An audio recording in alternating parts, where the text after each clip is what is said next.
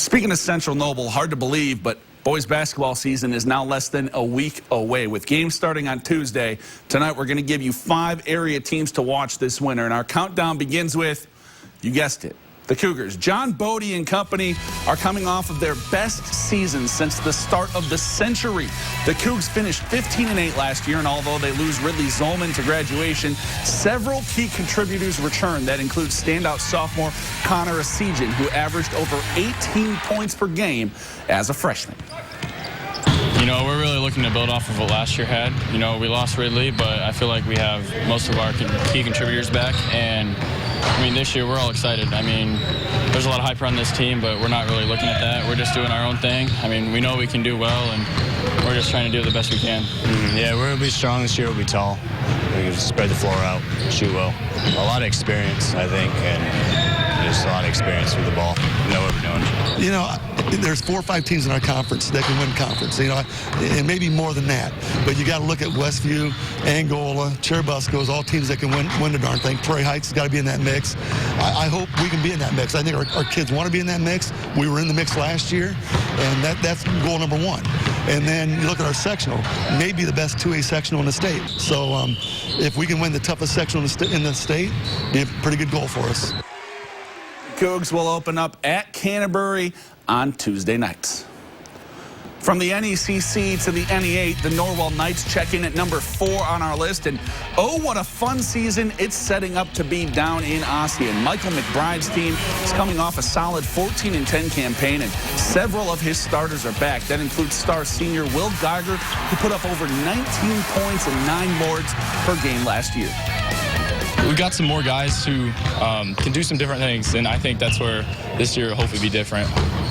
We've had some new teams move into our sectionals and some teams move out, and I think we've really been looking at that as a great opportunity to hopefully get a sectional title and hopefully do pretty well in the conference and go farther than the sectionals. I think obviously a big one that we haven't got to yet is win a sectional title, but before that, I mean, it's going to be conference, because our conference is NE8, it's pretty good, but we've always came kind of short. I mean, last year we were 3rd, so I guess that's our main goal right now is conference and then sectionals and on. You know, I think there's a lot of pieces there. We just got to put everything together, and we got to stay healthy. We got to make sure that we buy in and all that stuff. But feel real good about where we're at right now as far as things, and so we're just kind of excited to get things going next week.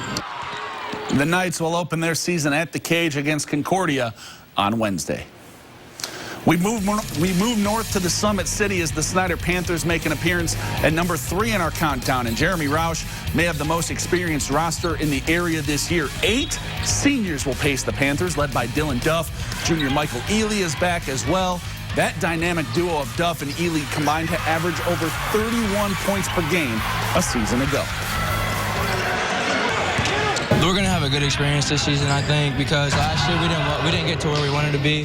So I think we're just striving to get where we want to be this year. Everybody on this team was together at least for last year. Like, we all know how each other plays. We know what we got, like, in the offense, defense. We had the same coach. So I feel like that meshing of everybody's coming together even better than it did last year, because this is my 4th year, so in Coach Roush's 4th year, so it's like the year everything's coming together for me. No, we want to leave our legacy, you know, especially with this 2020 class. We've got 8 seniors, and we want, and hopefully that means pictures on the wall. Hopefully that means we're cutting down nets, but also it means we're setting the standard for what practice looks like, for what being a teammate looks like, for being how to communicate with teammates, how to prepare in the off season, and leaving that type of legacy as well. So that's kind of been our motto.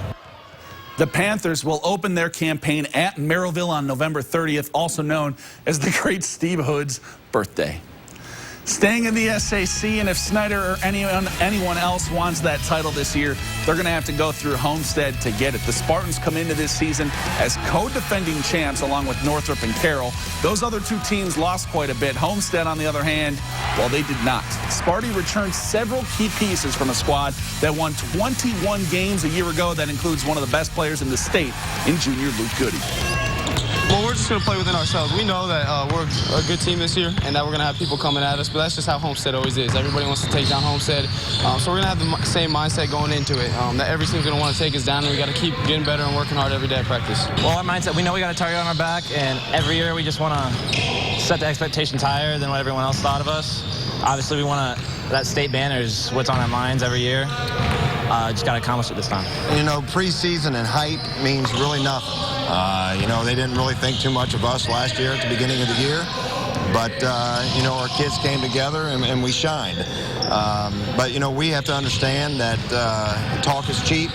You have to be able to play the game. You have to be able to do it the right way. And if we do that, I think good things will happen for us.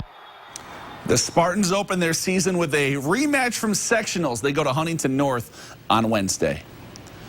And the top team in our countdown is the lone defending state champion in our area. Blackhawk Christian bumps up a class this season to 2A after winning the 1A crown last year. The Braves lose 4 key players, including the school's all-time leading scorer, Frankie Davidson.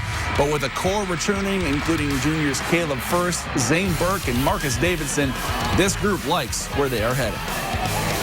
We're kind of a younger team. We have 2 seniors, but we have an experienced team. And, you know, we've got some pieces. We've got some potential. As my dad used to say, potential plus 50 cents will get you a can of Coke. Really doesn't mean a whole lot until you learn to put it together. And so our guys have done that in the past. We expect the same thing this year. We know the guys we have this year, and that means opportunities. So we're just going to see who steps up this year and who fills those holes. We feel real good. Every year is a new year. We just got to take it one day at a time. It just gets a little bit better each day and it'll build upon itself. Coach Davidson said, you know, it's 200 sprints. You just got to get a little bit better each one. We feel like winning is a byproduct of doing things the right way. And so we want to play the right way. We want to practice the right way. We want to have great energy. We want to get better every day. And as we do those things, the success will come. Blackhawk opens their season December 10th at Norwell.